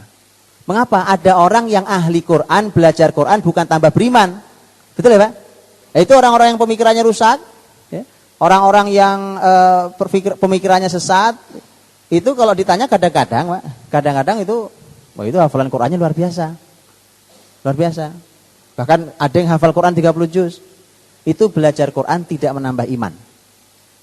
Makanya diajari, ditanam di awal adalah iman. Nanti iman itu apa segala macam, nanti ada kurikulumnya, Pak. Ada yang harus dan itu subhanallah, para ulama kita sudah meninggalkan itu semua dalam karya mereka. Hari ini kita tinggal menuangkan. Nah, terus beliau mengkritik, Pak. Fa innakumul yaum ta'allamunal Qur'an qabla al-iman. Masalahnya kalian hari ini, kalian belajar Quran sebelum iman. Ini kan sahabat. Kalau sahabat ngeritik, berarti dia ngeritik generasi berikutnya, yaitu tabi'in. Sahabat Jundub, dia ngeritik generasi berikutnya, generasi tabi'in. Kata Jundub, kalian ini salahnya belajar Quran sebelum iman. Loh, urutan aja, Pak, kayak tadi saya bilang di depan tadi ya. Urutan itu kalau salah jadi salah. Ya tadi kan, yang saya bicara matematika tadi, Pak. Ilmu matematika tadi itu kalau diingat. Makanya para ulama sepakat bahwa kualitas sahabat dengan kualitas tabi'in itu turun, Pak. Bukan dia turun secara kualitas. Dari sahabat turun. Dan itu dari kalimat sahabat sangat banyak yang menunjukkan bahwa hadir generasi berikutnya adalah generasi yang turun kualitasnya. Tapi kalau kita baca biografi tabi'in, itu generasi di negeri antah berantah sana adanya, Pak. Enggak nyampe kita, enggak jangkau kita, Pak. Itu generasi luar biasa. Iya, tapi kalau yang lihat sahabat itu sudah turun. Bisa bayangkan kan? Apa salah mereka? Kebalik belajarnya. Imannya belum cukup, di ilmu Qur'annya udah banyak. Kalau sahabat diajari iman oleh Nabi, tanam iman baru belajar Qur'an. Masalah kita hari ini adalah la iman wala Qur'an. Gitu, Pak. La iman wala Qur'an. Dipantas kan? Bukan masalah kebalik. Ini bukan masalah kebalik, Pak. Enggak ada. Apa yang mau dibolak-balik enggak ada. Apa yang dimaksud iman dengan Quran, Pak? Gitu, Pak. Sini lagi Ustaz ya. Lanjut. Lanjut. Baik. Sebelumnya Mas Arif. Oke. Bapak Ibu, kitab yang di atas itu yang pojok kanan itu namanya Al-Jami' li Syu'abil Iman. Itu covernya. Kalau yang versi tahqiq, takhrij itu ada 14 jilid. Yang ada versi tahqiq, takhrijnya. Kalau yang tidak ada tahqiq takhrij cuma paling hanya beberapa jilid saja. Ini sampai ada 14 jilid. Kitab Al-Jami' li Syu'abil Iman itu karya imam besar ulama abad kelima Imam Al-Baihaqi rahimahullah, ulama hadis ternama yang mengumpulkan cabang-cabang iman. Jadi supaya nanti kita tahu iman itu apa maksudnya. Gitu Pak. Iman itu apa maksudnya? Nah itu menjadi ditanam. Ini bukunya gitu. Nah cuma siapa yang mau baca? Ayo silahkan baca, diteliti, dituangkan dalam kurikulum Pak. Loh kan gitu. Ini kurikulum iman namanya. Kan begitu tuh. Maka ini PR peradaban sebenarnya Pak. Dan alhamdulillah itu yang kita lakukan Pak. Jadi kita mencoba melakukan itu. Kita breakdown itu semuanya itu. Belum selesai tapi memang karena besar itu jadi sedang kita lakukan. Mohon doanya. Jadi itu iman. Ketika bicara iman ya, dan betul bahwa iman itu kalau sebagai pilar utamanya disebut dengan arkan. Arkan itu artinya pilar-pilar utama Pak. Itu ya yang 6 itu, rukun iman yang 6.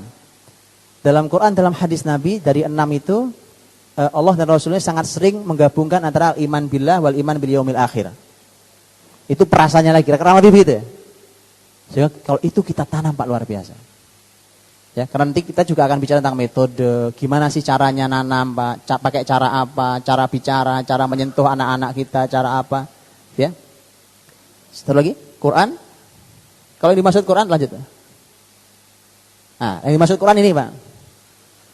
Ini yang pertama, penghafal usia Quran di usia dini kan.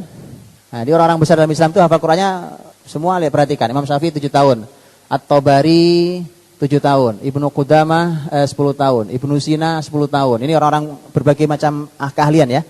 An-Nawawi sebelum usia balik, Imam Ahmad hafal usia kecil, Ibnu Khaldun 7 tahun, As-Suyuti 8 tahun. Terus Umar bin Abdul Aziz saat kecil, Ibnu Hajar Al-Asqalani 9 tahun, masih ada Al-Mizzi waktu kecil. Lihat Pak, jadi berapa kisaran harus hafal Quran 30 juz? Kurang lebih. Umur berapa? Paling tidak Pak dalam sejarah Islam yang pernah melahirkan orang besar. Lihat, saya sengaja kasih tahun itu tahun wafat supaya kita tahu itu sistem Islam dari tahun kapan sampai asal masih mau besar gitu. Berarti ini usia berapa nih? Usia SD apa SMP apa SMA apa kampus nih Pak? Loh, maka tadi saya tanya, SD mana yang labelnya Islam sekalipun yang punya target 30 juz? Hah? Oke, kalau tidak nggak apa-apa, nggak bisa. Ini kan lagi SMP deh, nggak juga. Terus kapan maunya? Karena gitu Pak.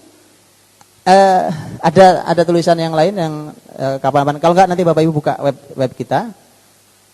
Di slide ini nanti bisa diambil dan di situ saya tulis tentang webnya. Beberapa bisa kita komunikasikan. Tulisan modul-modul bisa diambil di tulisan kita di web kita, bisa diambil gratis semuanya. Jadi ini apa yang ketika bicara tentang Quran Pak, kurikulum termasuk kurikulum metode Quran menghafal itu kan metode ada banyak sekali. Gampang saya menulis tentang modul kutab, ada satu buku sendiri. Ini modul yang pertama. Di situ jelaskan termasuk yang saya cantumkan adalah menghafal dan memurojaah Quran dalam 1000 hari. Kalau 1000 hari kan 3 tahun, ya kan? 3 tahun. Tapi 3 tahun itu itu sudah selesai murojaahnya juga. Itu bagi yang sudah bisa baca Quran dengan baik. Kalau tidak, saya bilang ke teman-teman, gak usah minder, kalikan 2. Jadi 2000 berarti kan 6 tahun. Gak bisa juga kayaknya Pak. Ya, udah kali 3. Nah, saya baik sekali lah ya. Kali 3 coba. SMP berarti Pak, kurang lebih SMP. Gak bisa Pak. Saya bilang saya gak tolerir lagi. Kali 4 gak ada saya bilang. Kali 3 aja paling banyak. Kenapa itu harus selesai Pak di awal? Iman, Quran. Karena nanti kita bicara Quran itu luas sekali, ya kan? Dan nanti silakan dibuka. Salah satunya penulis ini seorang insinyur mekanik Surya yang fokus betul di webnya menulis tentang kemukjizatan ilmiah Quran dan Sunnah, Insinyur Abdul Taim Al-Kahil. Itu webnya bisa diunduh, di-download, satu web utuh bisa di-download Pak. Masya Allah itu orang baik sekali, masih muda orangnya. Salah satu buku yang ditulis adalah apa hebatnya, hasil positif dari seseorang yang menghafal Quran 30 juz. 30 juz dalam dirinya itu apa kehebatannya? Ternyata itu mengembangkan otak, segala perasaan, rasa, jiwa, kestabilan, lisan yang baik, dan segala macam. Itu yang kita perlukan kan? Jadi nggak capek gurunya nanti, Pak. Nggak capek gurunya, ya kan? Misalnya, terus, lanjut. Ini keterampilan tadi saya bilang. Lanjut. Nah, itu Pak. Ini yang sebagian sudah kita bahas. Saya cuma ingin ada kutab dan keteladanan guru dan kutab keterlibatan semua pihak. Tinggal satu lagi. Saya ingin katakan bahwa yang namanya kurikulum, Pak, itu adalah guru sebenarnya. Guru itulah kurikulum. Guru itu kurikulum. Bayangkan tadi kalau guru itu tidak bisa diteladani, tidak bisa dikagumi, susah belajar. Dari pelajaran. Guru itu harus bisa diteladani, bisa dikagumi. Ini dua hal dipegang tuh. Bisa diteladani, bisa dikagumi. Ya. Kalau ini sudah terjadi, Pak, nggak ada tuh belajar beban berat, nggak ada. Insya Allah anak-anak kita itu, kita akan heran. Anak ini punya kecepatan ilmu luar biasa karena tadi gurunya menyenangkan, mengagumkan, membanggakan. Nah, kalimat menyenangkan itu bukan lompat-lompatan dong tadi, Bu. Lompat-lompatan gurunya kuda-kudaan sama muridnya, Pak. Bukan itu maksudnya. Bukan itu maksudnya. Dunia bermain bagi anak-anak iya. Ya, nanti kita perdalam di pertanyaan jawab insya Allah. Satu lagi terakhir adalah ini penting, Pak. Kalau pendidikan tanpa orang tua keterlibatannya susah sekolahan, Pak. Susah. Saya sengaja buatkan slide khusus ini karena yang saya maksud orang tua, ada dalam kurung ibu dan ayah. Karena biasanya kalau dikasih undangan ini di Jakarta, di Riau saya nggak yakin itu. Kalau di Jakarta itu kalau dikasih undangan bagi orang tua datang tanggal sekian di sekolah dan segala macam, yang datang ibunya saja itu Jakarta, ya kan? Di Riau insya Allah sih saya nggak tahu. Saya nggak tahu kalau di Riau gimana. Yang datang ibunya saja, Pak. Saya bilang nih anak lahir dari batu ya. Kok ada disebut orang tua yang datang? Ibunya saja. Bapakmu kemana? Bapaknya nyari duit. Orang hari Minggu kok nyari duit? Rajin bener nyari duit. Jadi gitu, Pak. Ini perlu didorong. Bicara tentang parenting ya, nanti bisa dibaca di web kita parentingnabawi.com. Imam Ibnu Qayyim terakhir. Imam Ibnu Qayyim mengatakan begini, sampean, Pak. Ini dalam kitab beliau Tuhfatul Maudud bi Ahkamil Maulud. Kalau Anda amati kerusakan generasi ini, penyebab utamanya adalah ayah. Kalimat Imam Ibnu Qayyim rahimahullah. Bapaknya nggak pernah tahu pendidikan anaknya kayak apa coba, ya? Makanya, wallahualam bishawab, mohon maaf salah kurangnya, mohon maaf kalau ngambil waktu yang lebih banyak. Assalamualaikum warahmatullahi wabarakatuh.